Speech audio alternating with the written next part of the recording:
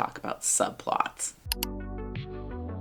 Subplots are a lot more than just extra words in your book. They have a purpose, and this video is going to tell you exactly what that is and how to do it. Subplots are more than just extra words in your book. They're an actual plot that needs to be integrated with the main plot. But don't worry, I'm going to show you how to do that by using a subplot that is in one of my books. Now, I already did an analysis of the first chapter of this book, From There to Back Again. This is chapter 2, which actually ended up being the thing that I wrote initially, way back in the beginning. I wrote this little chapter just for fun, and I ended up deciding that I wanted to put a whole book that worked with these characters here. I knew they couldn't be lead characters because they didn't have enough of a story, but I loved them as secondary characters.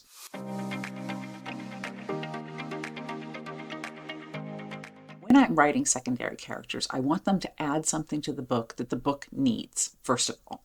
And so these characters added some humor. This was a book that had some pretty serious subject matter in it, and I wanted these people to be able to be the comic relief, if you will, in between each of the chapters. So if you're going to do that, then you've got to start off on that note. If you're going to add these characters as funny, then start off on the funny note so that the reader knows exactly what to expect.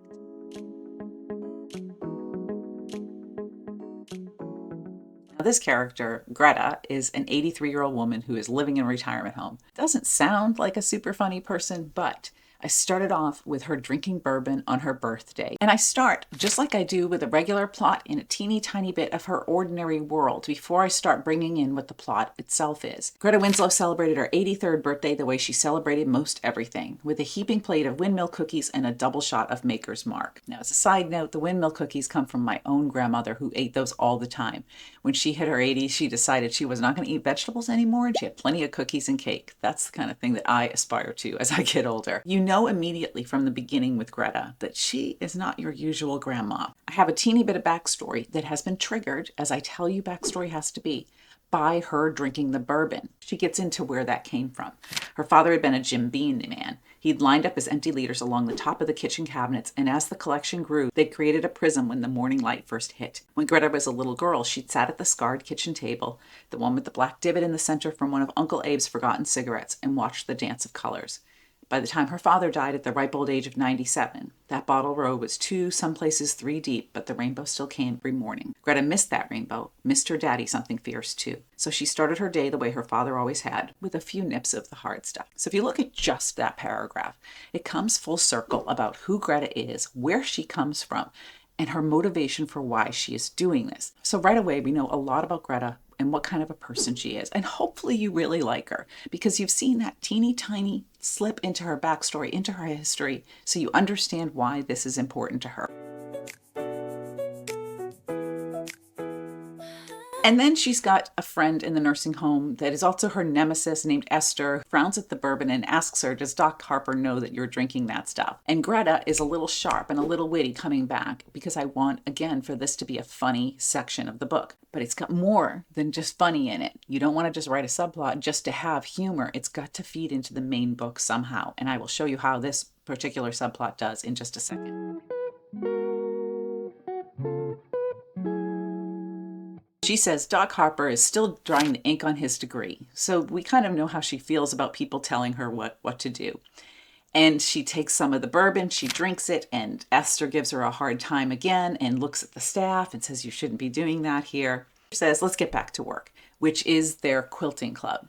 Now, Greta is there to be social, but she hates quilting. And I have a teeny tiny bit of backstory, once again activated by Esther saying, let's focus on the quilts. I bring in a third character. So now I'm only a couple pages into this subplot, and I bring in a third character who is her friend. Then here comes the plot. Pauline, the third friend, says, I have an idea, and I have some news for you. Somebody died. Greta, who really hates this guy that's chasing her in the retirement home, becomes a part of the plot as we go on. Says, Harold Twohig. Please say Harold Twohig. Esther chastises her because that is Esther's role. Greta, you're a horrible person. That man is your neighbor. So now we're 3-4 pages into this second chapter, and we are seeing exactly what their personalities are like.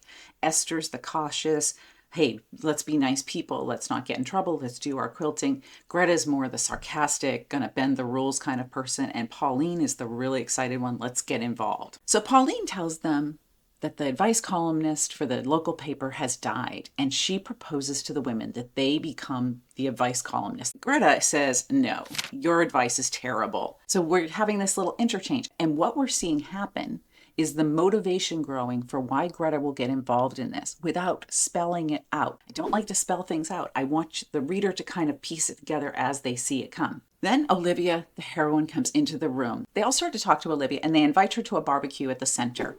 And Olivia turns them down because she's got this house that I talked about in chapter 1 that she's got to work on. She said she inherited it. The ladies ask about that, and she says, well, it was my mother, Bridget Tuttle. Remember, Olivia has no information whatsoever about her mother. And so it makes sense that she would ask some of the older people that live in that community if they knew her mother.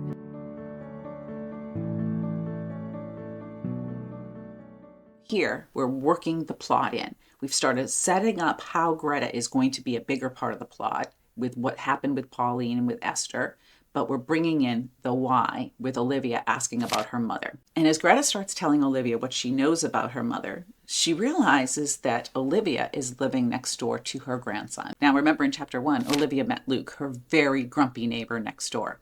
That happens to be Greta's grandson. So now, see, I've tied them together, and I've given Greta a motivation for kind of fixing Olivia up with Luke because she realizes that Olivia would be perfect for Luke. Olivia, however, before Greta can even do that, makes it very clear she does not have time for a man in her life right now. She's got too much going on. As Olivia leaves, Pauline brings up the idea of them doing the column again. And Greta starts thinking. The idea spun and shaped itself in Greta's mind. Brilliant. Why hadn't she thought of this sooner? And she says, we could do this right here with our group that we have. We meet every Thursday instead of quilting and go over the letters, because this also fits Greta's other motivation to get out of the quilting that she doesn't like. And then a light bulb bloomed in Greta's head. It was a crazy idea, but the perfect one to get this sleepy little town and her drab existence back to life again.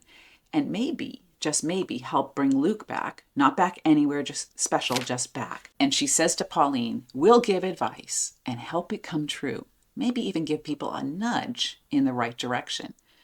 And Pauline says, you mean metal? And Greta says, of course, we're old ladies. It's what we do best. So we end on a little bit of humorous note too here. So let's talk about what this subplot is.